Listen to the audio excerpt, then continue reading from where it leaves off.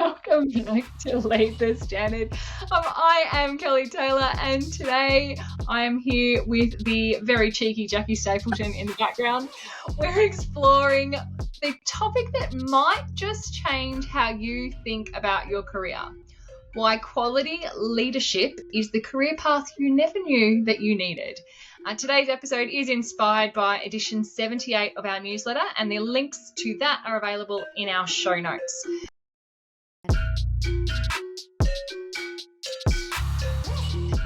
We are taking a look into the 4 dimensions of quality leadership: holistic systems, AI leadership, analytical thinking, and strategic decision making, and how they come together to create a career path full of growth, impact, and most excitedly, opportunity.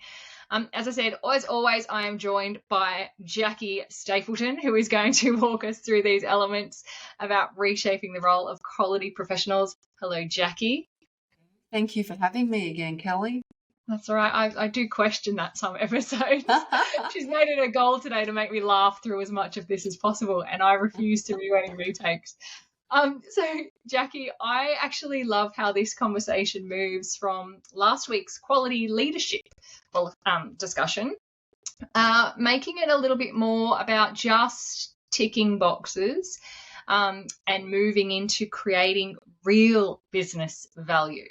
So last week we talked about the journey from quality manager to quality leader, and I really do think that this is the perfect follow-up to that. So what triggered this week's aha moment for you? Oh dear, that's a good word. I did actually go and have a look this morning as to what did trigger this, and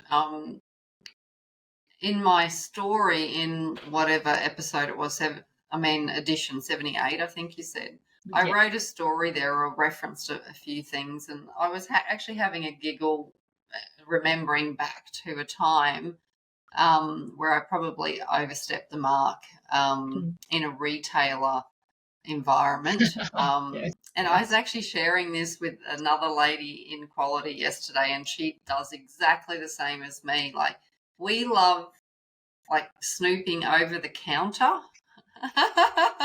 and seeing, how are they managing things here? What are the processes like? Is it all manual?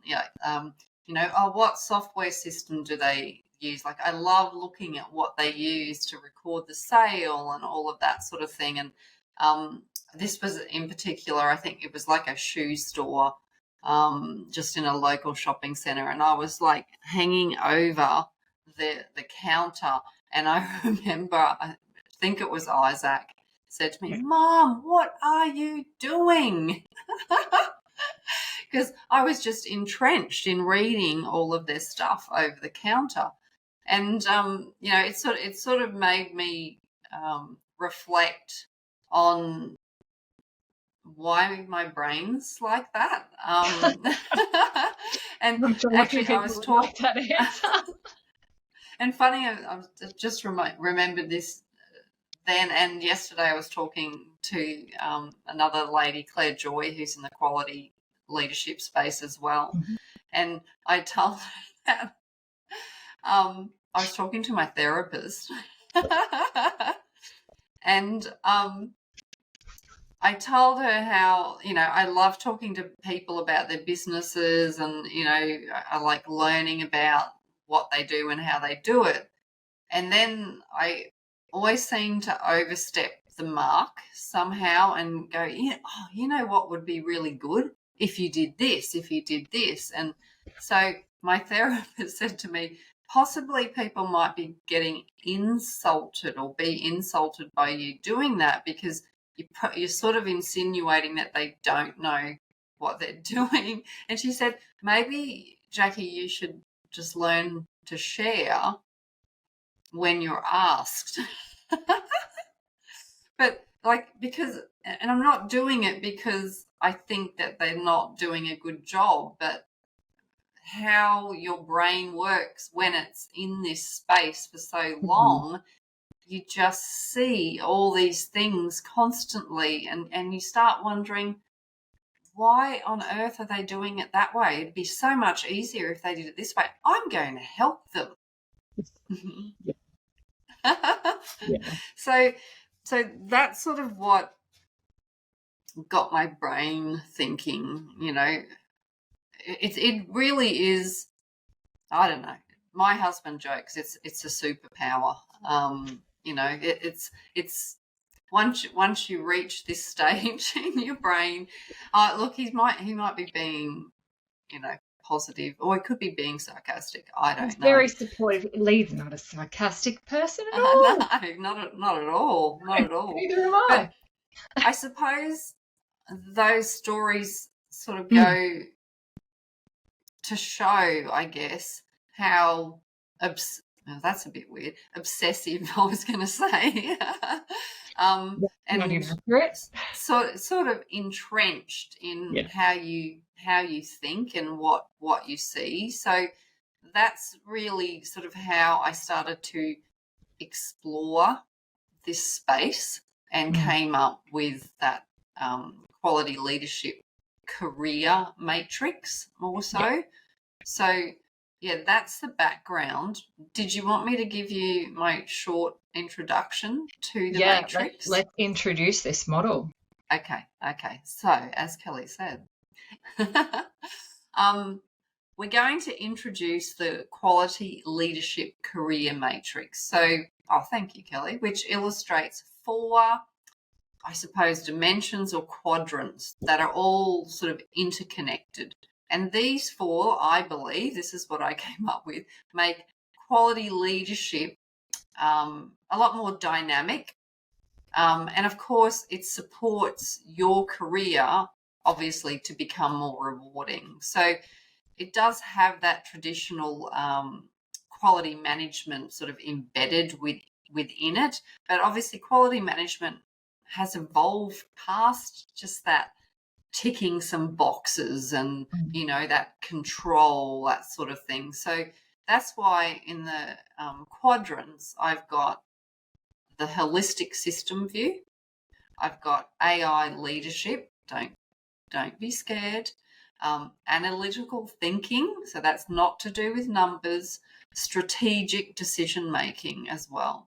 So these 4 quadrants have different influences as well. And those influences are digital evolution, the impact on business, a unique perspective, which I love, and of course, personal growth. Okay, you could say professional growth as well.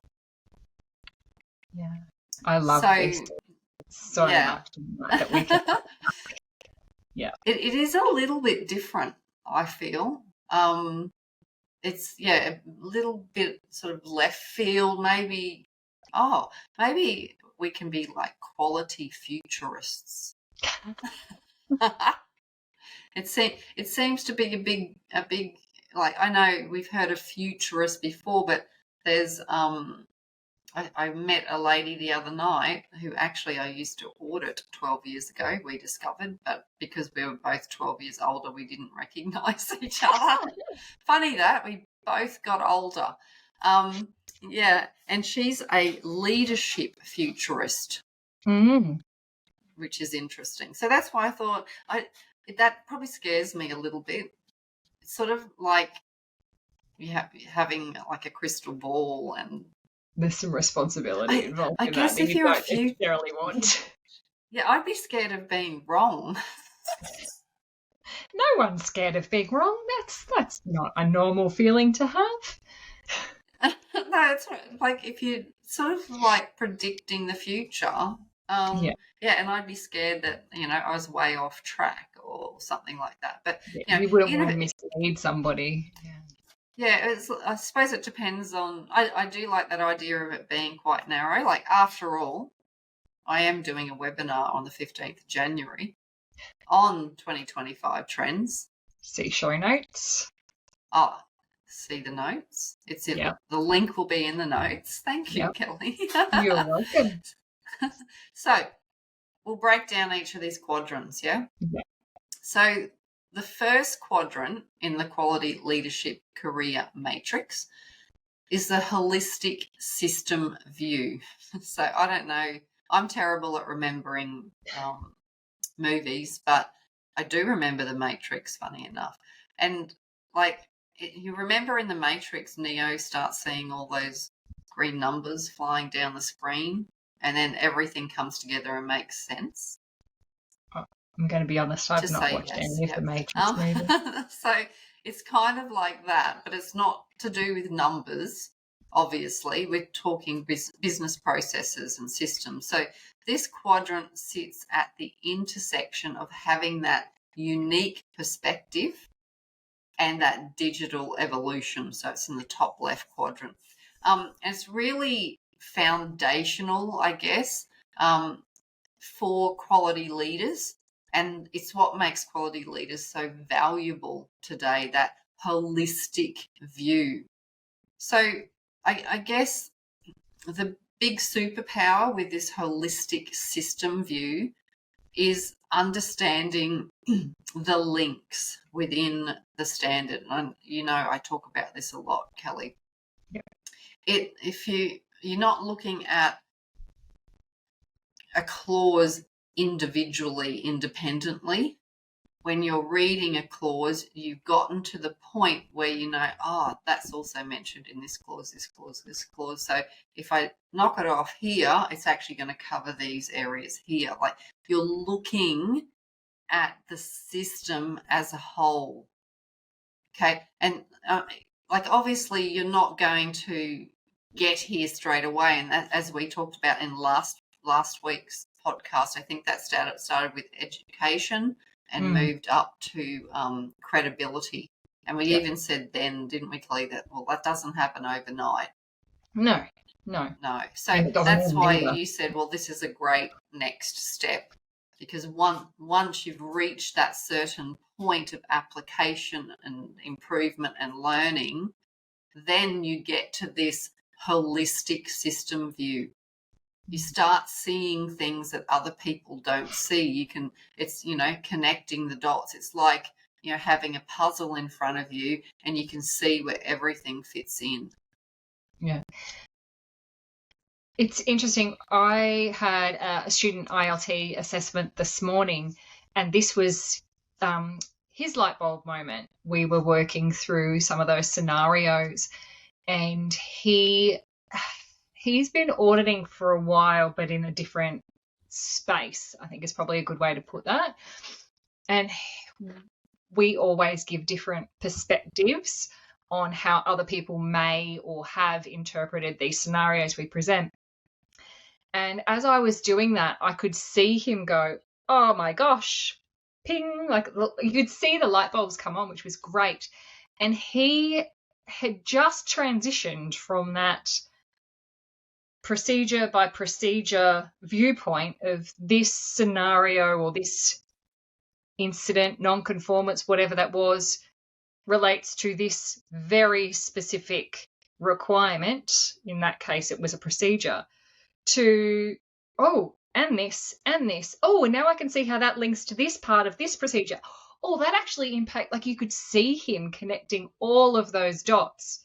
It was a really exciting moment to witness, because while he's been doing that, he did feel quite constrained. And then all of a sudden he went from that narrow to holistic systems view. It was really, I was really, really impressed with his insight.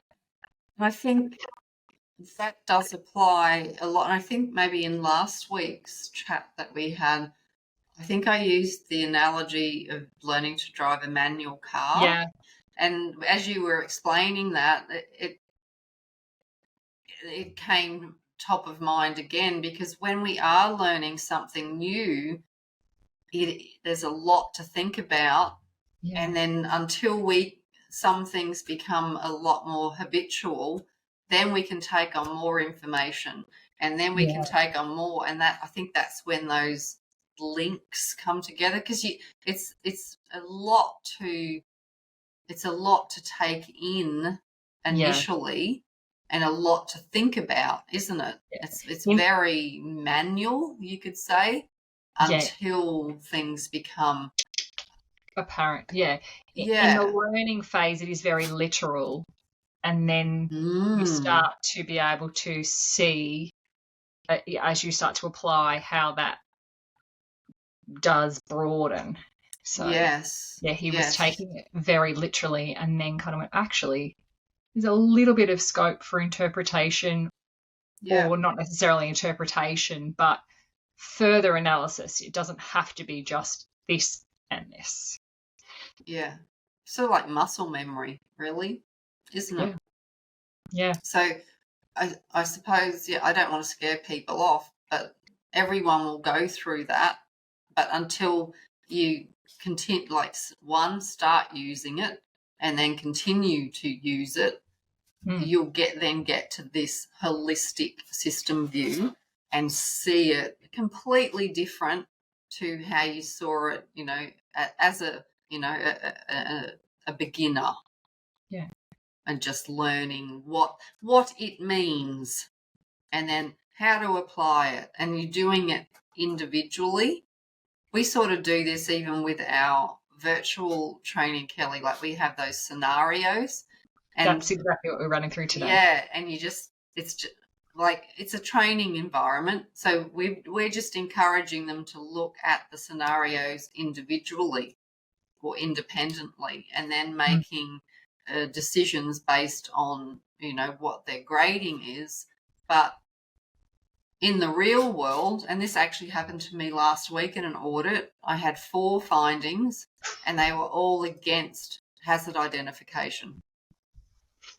Yeah. So as individual things, it was only little, but when you combine it all, it sort of looks like, they're missing out on a few things to do with hazard ID here. It's not just one thing they've missed, it's multiple things.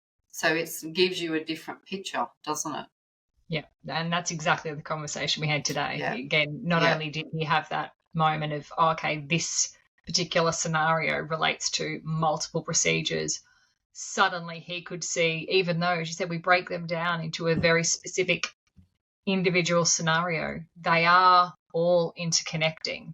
It's just not really apparent until you get to that mindset. Oh, actually, I can see how this links to this, triggers this. So yeah, it is a very... Absolutely. Okay, so you're happy with that? I'm happy with that. Okay, that means everyone's happy. Not necessarily. They are today. Okay. So, moving to our second quadrant in our quality leadership career matrix. AI leadership. You always promise me drum roll, but look, I know it's sort of the buzzword. Look, I am a lover of AI. I consider myself an early adopter. I love having a go at things. Just ask the ATOL team, because I annoy them with sending links to new things. So don't be like scared off by this. I think if you're scared by this, you need to maybe change your attitude. I know that's a bit rough, but we're talking about becoming a quality leader here. So things are changing, and they're changing at a fast pace. So it's really important we stay on top of things. So this quadrant, so AI leadership, it sort of sits right between digital evolution, so the influence of digital evolution, and business impact, which I love. So it's in the top right quadrant. So it's a really exciting place to be, in that top right quadrant. So we sort of moved on from, I don't know, using spreadsheets, doing manual checks and all of that sort of thing. We've really also moved on from remote audit. Like, remote auditing used to be this big thing, woo. But honestly, every business does stuff remotely every day now. It's really not such a groundbreaking thing. Absolutely, the technology that we used for doing things remotely will improve and change, absolutely. But like, I'm not saying you have to be, an expert or some sort of tech savvy pioneer here. I just want you to be open and aware and, open to trying things. I think the big thing with this AI leadership in our industry is, for our clients that we work with that implement systems, they'll have things that will be able to monitor what they're doing in real time. So it's none of that sort of lag stuff. It's not a reactive process that, we're like, whoops, something's gone wrong and now we've got to fix it. It'll be a lot more, what's the word, reliable, if it's real time and it's checking stuff as they go, and it, like, it alerts you to, oops, it's found an exception, something's wrong. So these tools could allow us to be a lot more proactive. They could cut down time frames as well.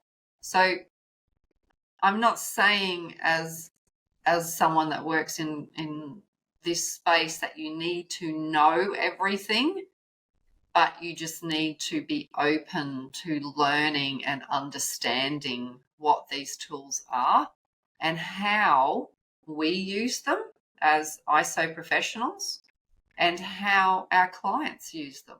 I reckon it's an exciting time to be around. Yeah, I absolutely agree. And I'll admit, the first time you introduced me to ChatGPT, I had a bit of fear in the back pocket, because that at the time was the only AI that anybody was aware of. And I think, like anything, people who are anti-AI probably are scared because it's something new and unfamiliar and they don't know. So as soon as you start to educate yourself on the pros and the cons and the realities of all of that, it is really quick and easy to pick up and to use to your advantage. And I'm going to use my other half as an example. He was like, I ain't touching that. Like, it's this. And I showed him, he was really struggling on something that he would normally do like every other day of the week for work, but he was just not in the right headspace. I said, have you tried this?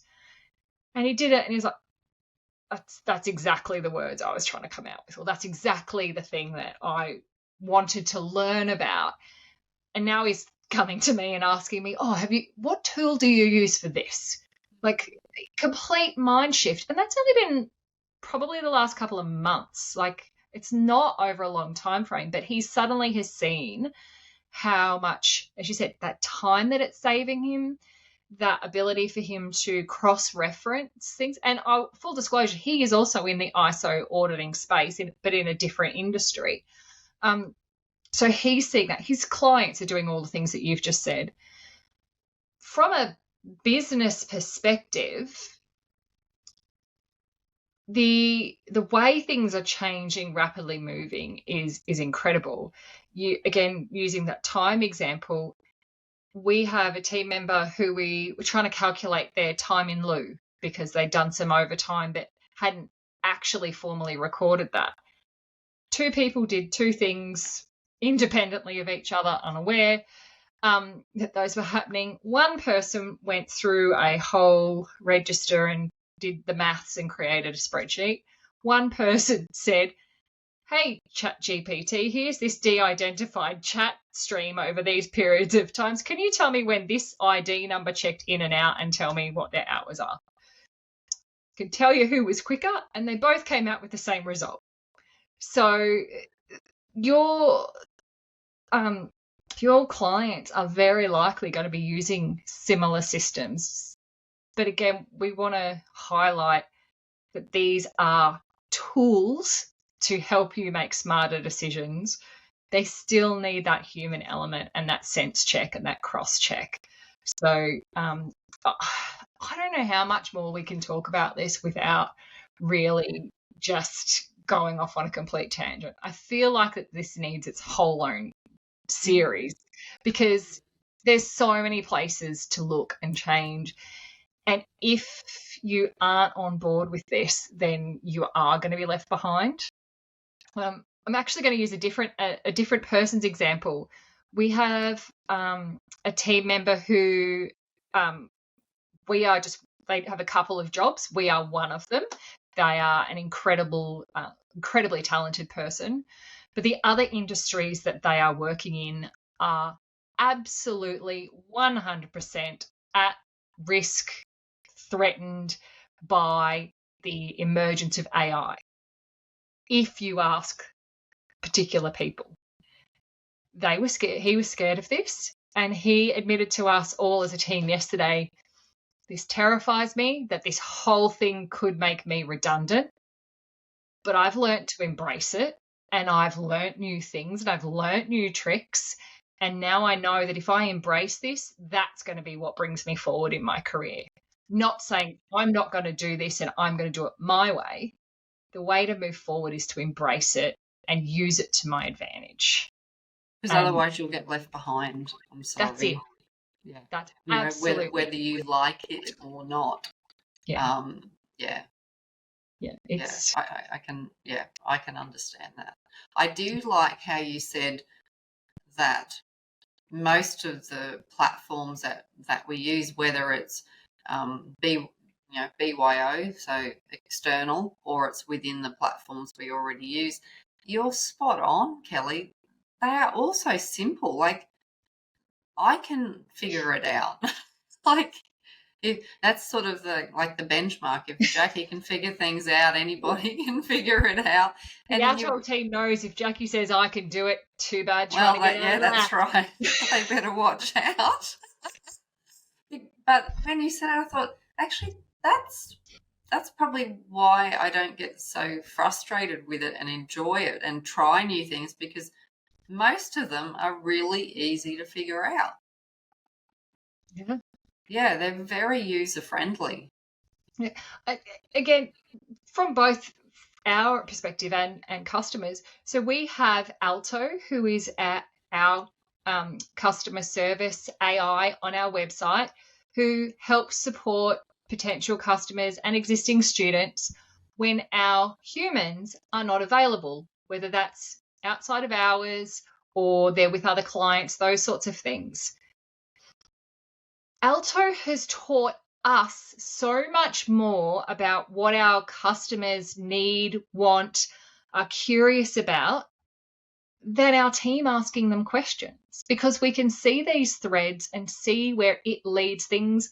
We've made so many improvements to our website, our knowledge base articles, our availability, all of those things based on the questions that are being asked of this chatbot. And the gaps that's exactly are my identified. point. We're finding all of these gaps. I can't help you with this. I'll send you to a human. Okay, why couldn't you help us? Oh, we actually don't have any of that information on this site. And that's really important stuff. So we fix that. Yeah. If we hadn't embraced that, who knows, how long it would be for us to find those things. But how many of our customers are being frustrated because absolutely we're not available or we're not able to give them those answers? Yeah, and they can't find the answers that they need. And they're used to doing it on other sites. And, then they come to a site that, doesn't have those tools. It's like, oh, this is ridiculous. Yeah, absolutely. Yeah, I want to speak to a person. A person's not available. Give me a realistic chatbot. And look, if that can't help me, then send me to a person. Yeah. Okay, I think that's a good segue to the third quadrant, which I'm going to cover, and that's analytical thinking. I'm going to jump to the bottom left of the quadrant if you're taking a look at it. So that third quadrant in that quality leadership career matrix, as I said, is analytical thinking. So I don't mean that this has any, like when we think of analytical, we think of finance or something. It's got nothing to do with numbers. So the context for this is obviously for systems thinking, But analytical thinking is more about our ability to break things down. So I'm going the opposite to the holistic system view now. So the holistic system view was you can see everything and its links. The next step from that is now I can break it down. Okay, you know, when I was writing this, I remembered something that I did when my youngest son was in high school, and both my boys were very similar to Isaac and Mitch had sort of similar struggles. When they saw something like Isaac did his diploma of music, so when you do a diploma course, there's a lot of information, and he was sort of like overwhelmed to the point, well, I actually don't know where to start. It's just like this big blah of stuff. And I don't know if it was the age, although Mitchell, my oldest, he's still the same. When it's just too much, it's just, I don't know what to do. Yeah, it's overwhelming. But that's another superpower I have, and it's obviously this quality mindset. I can look at that, and I think, Kelly, you're very much the same. So when we do tenders, it's the same. You're just given this whole heap of mixed up information, and you've actually got to break it down. So that's what I did for Isaac's diploma.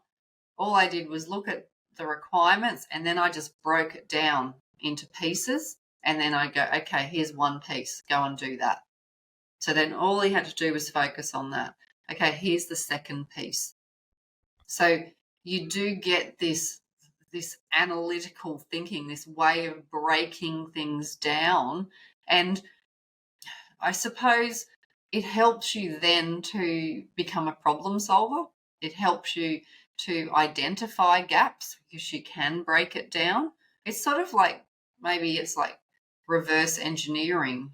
You know, you can build things, but you can also take it apart to then, I don't know, strip it, clean it, and then put it back again, and it looks cleaner and better, if that makes sense. Like, obviously, if you're building something, it's all got to go back in the same place. Oh, no, spare screws. That's right. Where do these go? But obviously, it'll be clean. There's no rust. It's been painted. So when you put it back together, it's been improved. It's all lubricated. There's fresh oil. So if you align that to a system, that's what you're doing as well. You're breaking it all down, identifying what needs to be done, and then you put it all back together again in a much better way. Yeah. Does that make sense? It does. And I think that out of this whole thing, that's probably my favorite quadrant. It doesn't come naturally to a lot of people, myself included. It is a learned thing, and you do need to put effort into that. But when it happens, you don't really notice it until someone else says to you, you know what you just did there. But for me, I'm very much like Mitchell and Isaac. I do look at things and go, I can see the holistic picture, no problem. Big picture thinker, brilliant. But I look at that sometimes, if that's what I am first presented with, I do what they do. That's a lot. That doesn't need to be that complicated. Let me make this really simple. And for me, I do that out of necessity to help me process that and help me understand it. And because I don't like things being complicated, I don't need any more stress in my life. Let's make this easy. But then, as you said, it's not just about making it simple and easy. It's about making it better. And if you can't look at it at this level and at all of these little levels, then you can't find where those little bits are. And again, actually, that's a good point. Even at levels as well, yeah, not just links. It's at any sort of parallel, isn't it? Yeah, I've just got this vision in my mind of like it's not quite like the hierarchy flow charts, that is this box fits into this box, fits into this box, and then pull it all apart. Okay. Yeah. One box equals this. It is, I think I can see a note on our screen about, like that uncanny ability to walk into a crime scene is the example that we had as a bullet list here. It's probably, and to kind of go, oh yeah, that's out of place, or that's out of place.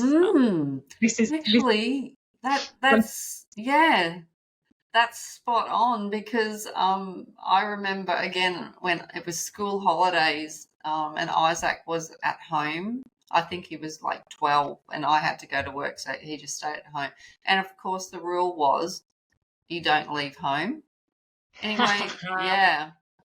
And I got home and I saw a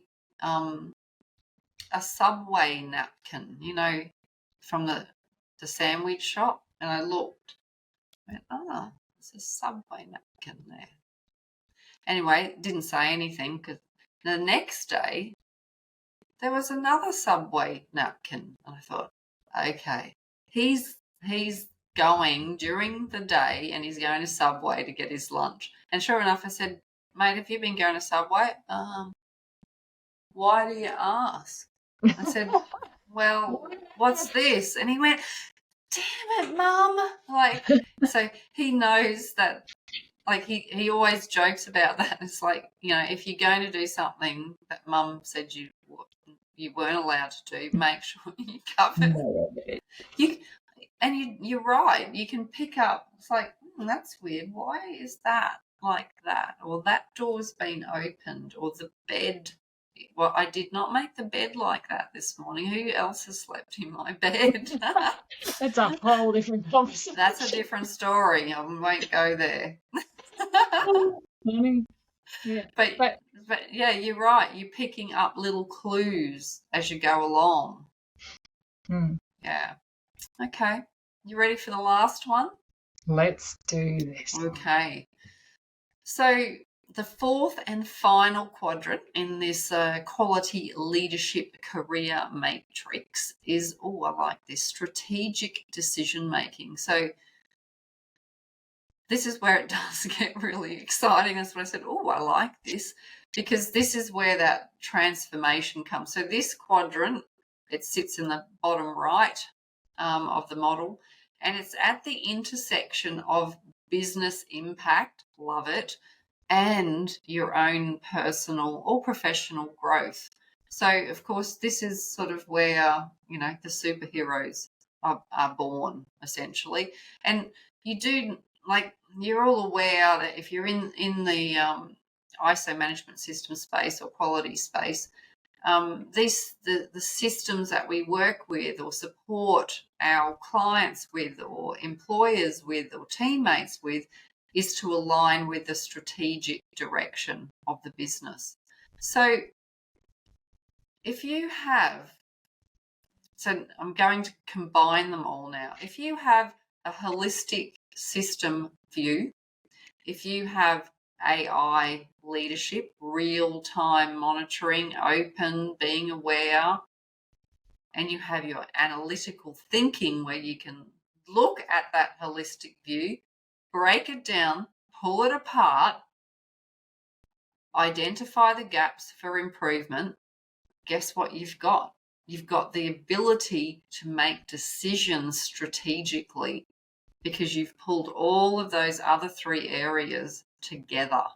So while I've got it sort of as a standalone, I definitely think the other three quadrants really, and that's why I actually sort of went a bit out of order and went to that strategic decision-making quadrant last.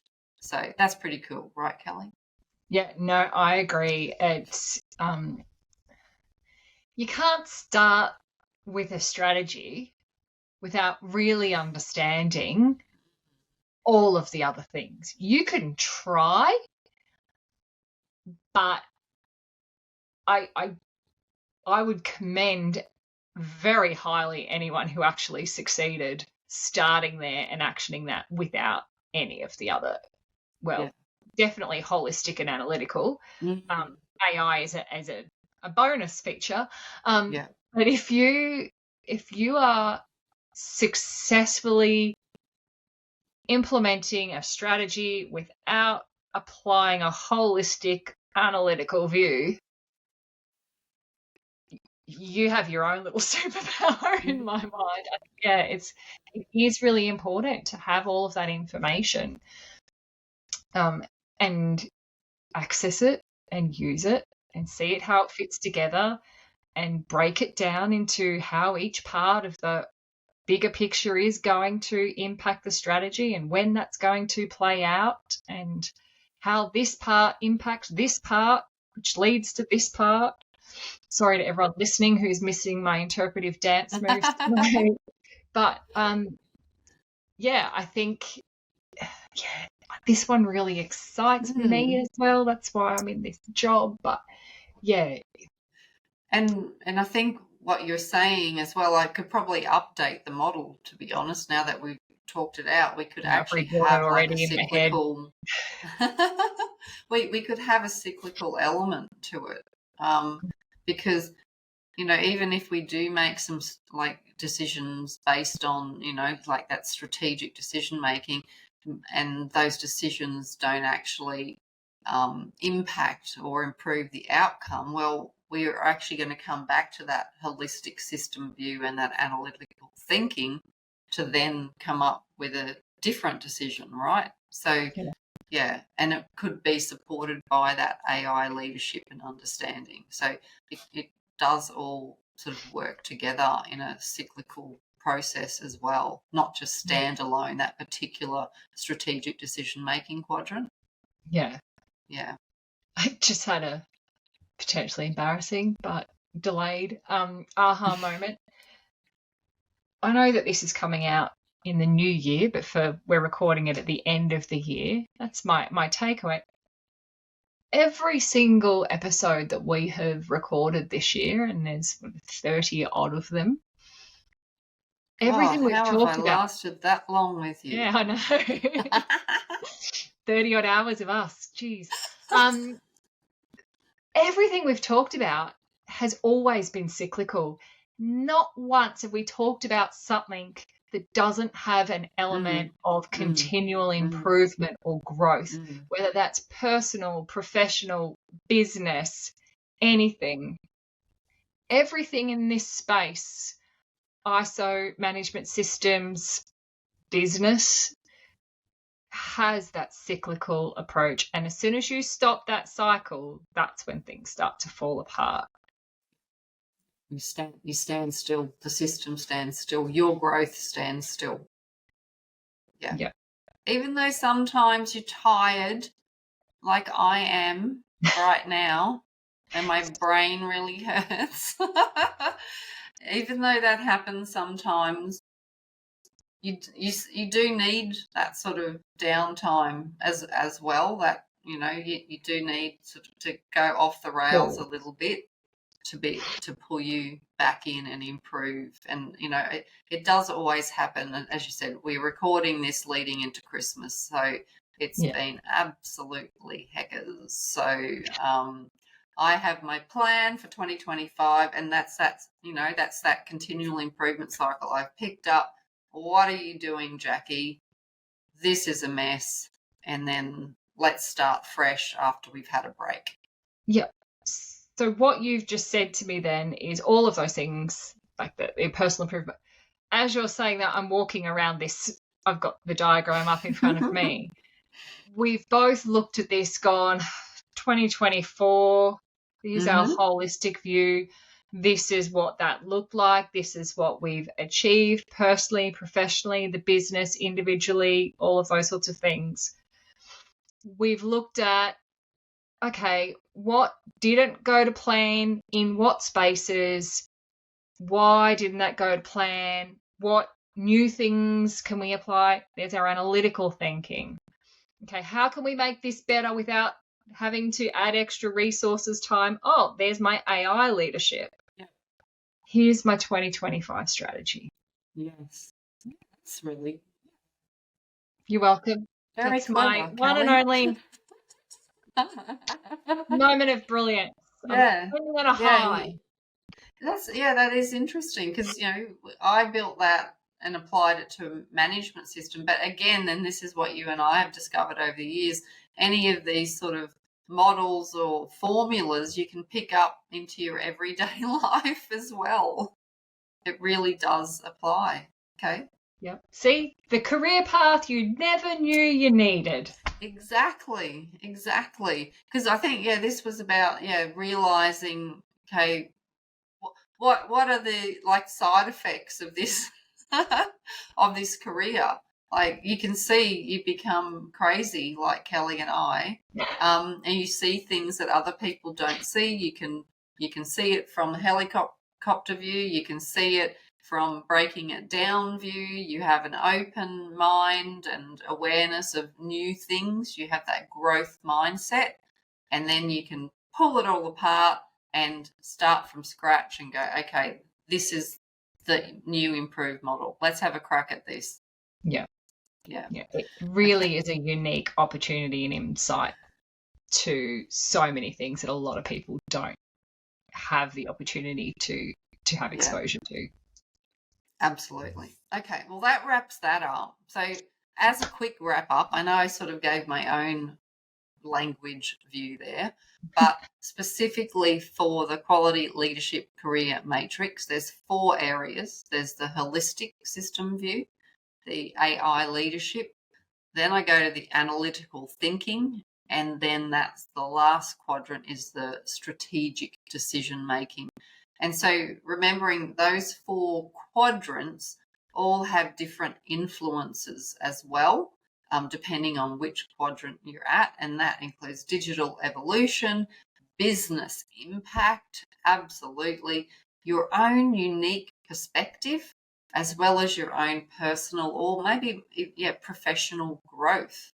So, as always, Kelly, before I actually handball it back to you to close off, I really like sharing and encouraging you to stay curious. Always lead the standard. By staying curious and leading the standard, you'll continually find new opportunities for growth and excellence in your career. Thank you, Jackie. For all of those watching on YouTube or other playbacks, I promise that over the Christmas break, I'm going to give Jackie lessons in handball gestures, because that is not, whatever you just did was not not. Handball? No. Handball. Jackie's going to learn AFL by the end of 2025. Oh, no. I'm a Queenslander through and through. That is the episode, or the end of this episode of Lead the Standard. I do hope today's conversation gave you a fresh perspective on quality leadership and how that is more than just ticking those boxes. As we've all discovered, it is really a career path that can make a real difference, not just for yourself, but the organisation you work with and those around you. I shared my moment of brilliance and how I can apply this model to my personal professional life for next year. So goodbye resolutions, hello quadrants. Next week, we will be diving into a topic that, again, I'm sure many of us can relate to, especially at this time of year. And that is the secret to building real confidence. It's a cycle. It's not a gift. We'll be talking about what confidence really looks like and how you can keep building on it no matter where you're at right now, up, down, whatever. So thank you again for listening. We will see you in 2025, even though you're probably listening to this in 2025. But we'll be back then. Thank you again for listening, and we will catch you next time. Keep leading the standard.